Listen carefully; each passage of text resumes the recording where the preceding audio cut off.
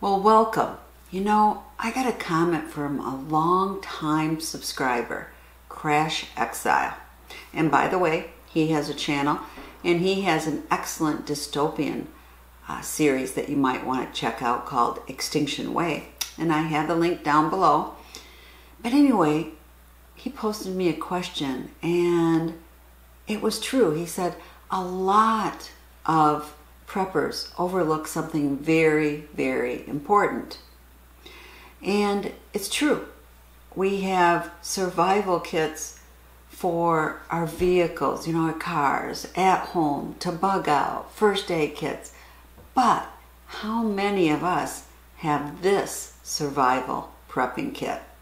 I bet not many. So as preppers, we're supposed to prepare, research what threats are in our area and prepare for them. And just because you haven't experienced a certain threat doesn't mean that you won't in the future. So you need to prepare, and that is true for this threat too. Now, for a while, it was kind of a joke, but there was a lot of prepping channels talking about preparing for the zombie apocalypse, right? Well, I don't know about you, but I have never encountered a zombie.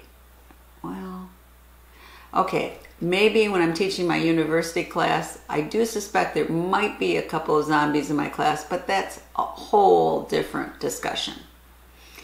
And Yankee Marshall actually talks about having silver bullets for werewolves, something I certainly have never ever encountered.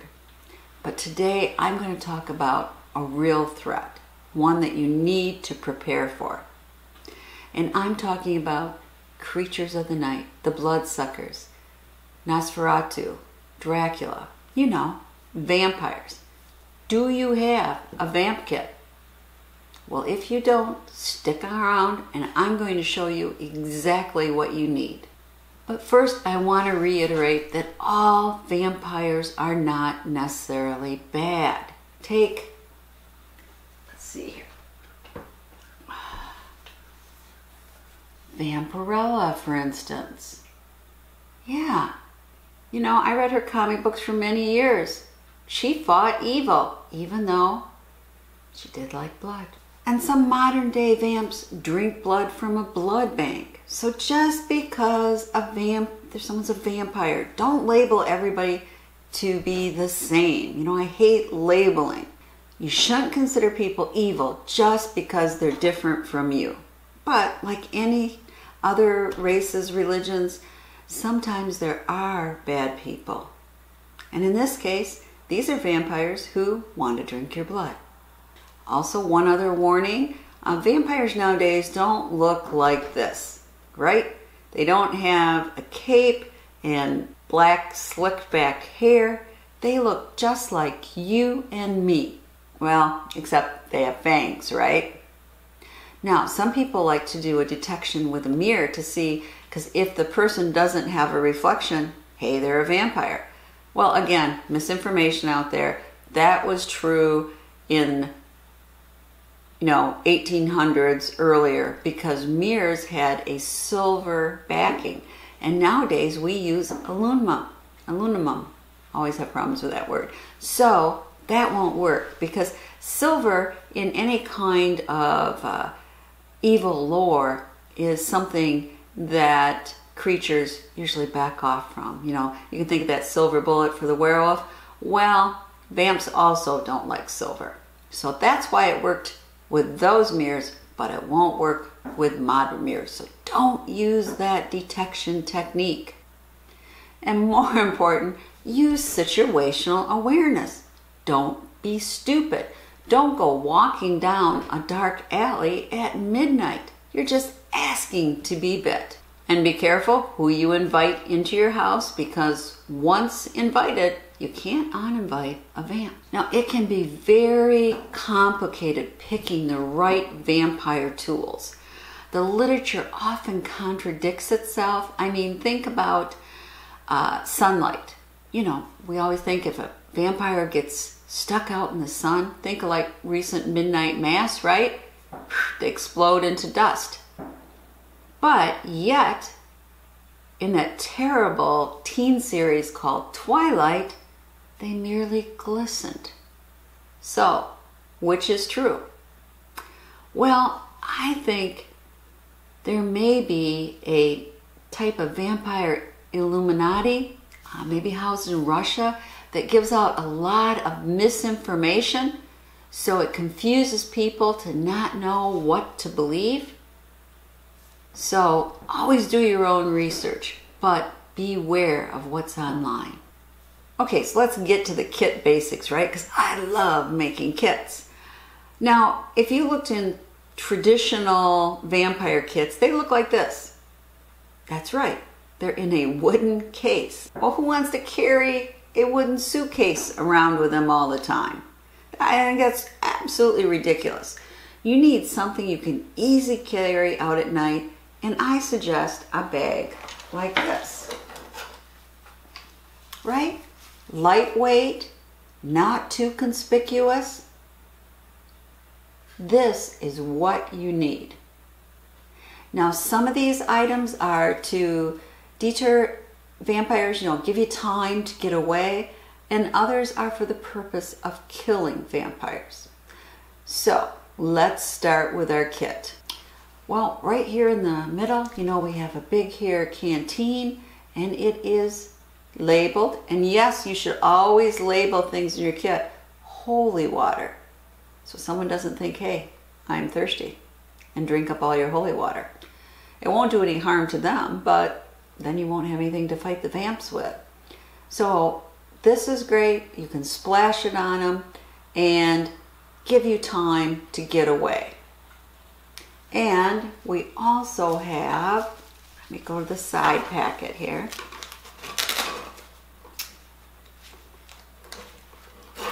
Well, a knife, and this is my knife that I carry all the time with me. It is my Ken, is his last name Onion? I'm not sure. Anyway, Leek. I love this knife, but you could use this for, if you ever got that close to a vampire, for combat. Don't recommend it, but also to carve some steaks, which we'll talk about later. So carry one of these in your kit. And in that same pocket, we have a rosary, right? Now, I want to give a word of warning about religious objects. These may work. You've seen where this is put on the vampire and it actually leaves the impact of the cross. But is that because it was made out of silver or it's a religious object? I'm not sure. But also you have to use the religious objects of your region. If you're in more of a Jewish community, maybe it's something to do with the Star of David, Muslim, maybe the Quran, I don't know. Anyway, do your research because this will not work with all vampires. And again, much better if it's blessed by a priest.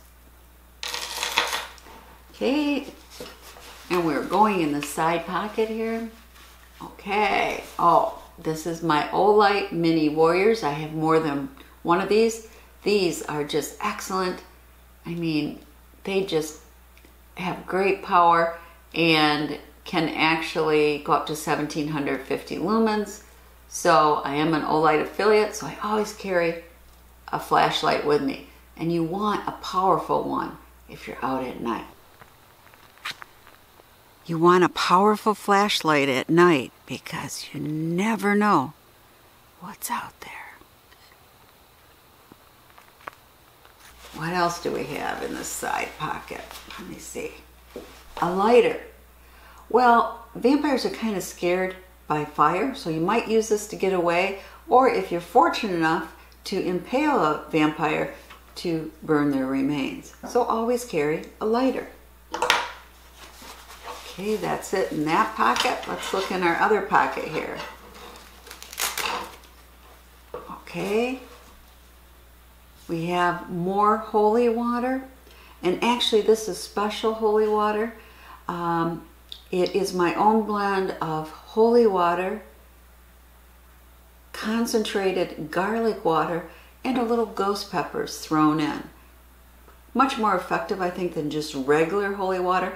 And I use this for my water pistol, which is not in my kit right now because I was having a little problem with the trigger. So I'm having it looked at and it's not in here. But it's a good idea. Carry a water pistol with at least holy water in it. What else is in here?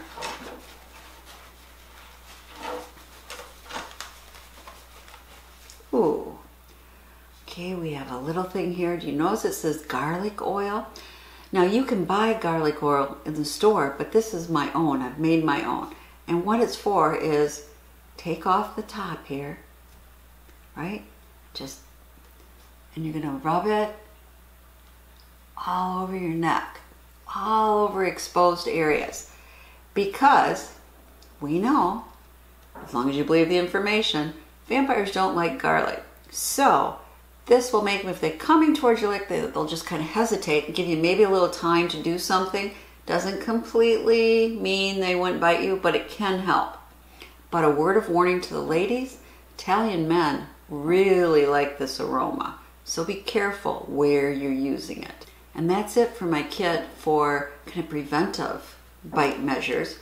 But let's look at what I have for actual killing of vampires. Well, you'll notice we have 2 stakes here. Get them out. This is a very heavy duty stake. There's some again saying that it's better if you make it out of one type of wood rather than the other. I don't know if that is true, but carry both of these. I think they work well. You can also carry one of these on your belt loop. But I personally, it would only be a last resort if I ever use this. Now,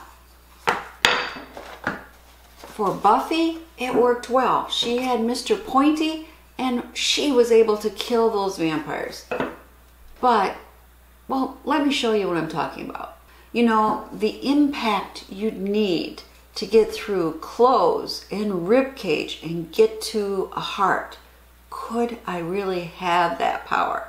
Especially if I'm going up like this. I think probably not. And who's to say that modern day vampires aren't wearing Kevlar vests and even making it more difficult? Oh, and there's one other thing I want to clear up. Because people think, you know, the wooden stake is the way to go. Here's a Snopes claim. Bram Stoker's novel Dracula features a titular, is that how you say it? Vampire who cannot expose himself to sunlight and is killed with a wooden stake. Guess what? That's false. Let me read this to you in the original novel. But on the instant came the sweep and flash of Jonathan's great knife. I shrieked as I saw it shear through the throat, whilst at the same moment Mr. Morse's Bowie knife plunged into the heart. It was like a miracle, but before our very eyes, and almost in the drawing of a breath, the whole body crumbled into dust and passed from our sight. That's right, it was a Bowie knife that killed Dracula, not a wooden stake. Now, some of the literature says you may be able to use a silver stake.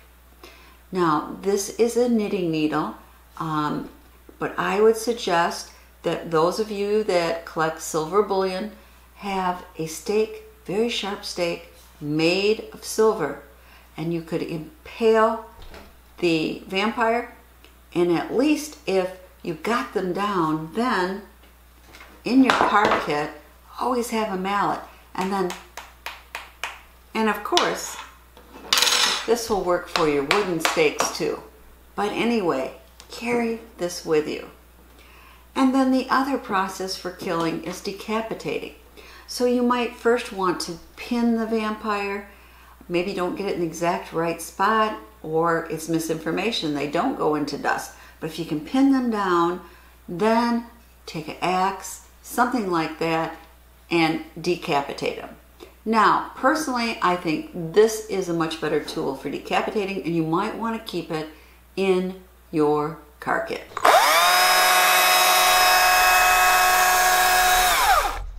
Okay, this is much better. People nowadays always have water bottles with them. You can have this filled with your holy water and just go, right? I call it the splash and go technique. But this is very inconspicuous. Nobody would suspect it's to be used against vampires. But again, I would label it somewhere just so there isn't any confusion. Now, in your car, I suggest you have at least a gallon of this. I've been filling up various things right now, so it's not full. This is holy water. My own water, blessed by a priest. And don't steal the holy water out of the back of the church. Just talk to your priest, bring your own water, and I'm sure he will be glad to comply. But keep this in your car, your vehicle kit, in case you need to refill any of your bottles.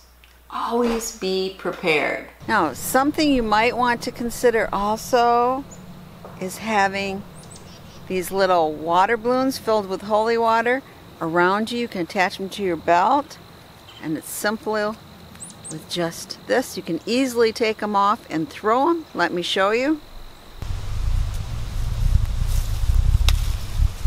So here is kind of a holy water garlic spray. This is in a Dollar Tree container. You get 2 for $1.